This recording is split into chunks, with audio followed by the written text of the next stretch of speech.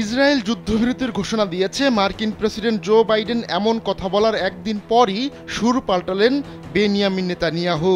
যুদ্ধবিরতি তো দূরের কথা, এবার পুরো ইউটার্ন নিয়েছেন তিনি।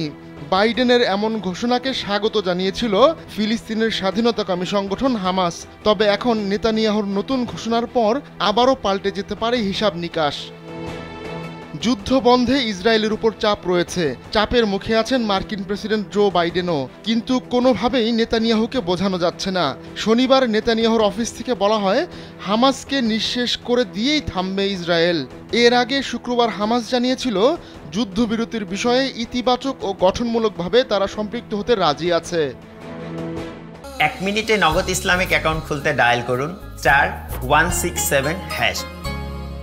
কয়েক মাস ধরে যুদ্ধবিরতির চেষ্টা চালিয়ে যাচ্ছে মিশর, কাতার ও যুক্তরাষ্ট্র, কিন্তু নেতানিয়াহু নিজের অবস্থান থেকে সরতে রাজি নন। তবে ইসরায়েলেই এখন যুদ্ধের পক্ষে ও বিপক্ষে বিভিন্ন মত দাঁড়িয়ে গেছে।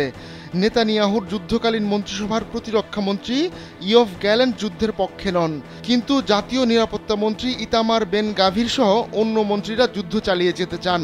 এমন টানাপোড়েনের মধ্যে হামাসের বিরুদ্ধে যুদ্ধ চালিয়ে যাওয়ার ঘোষণা দিলেন নেতানিয়াহু।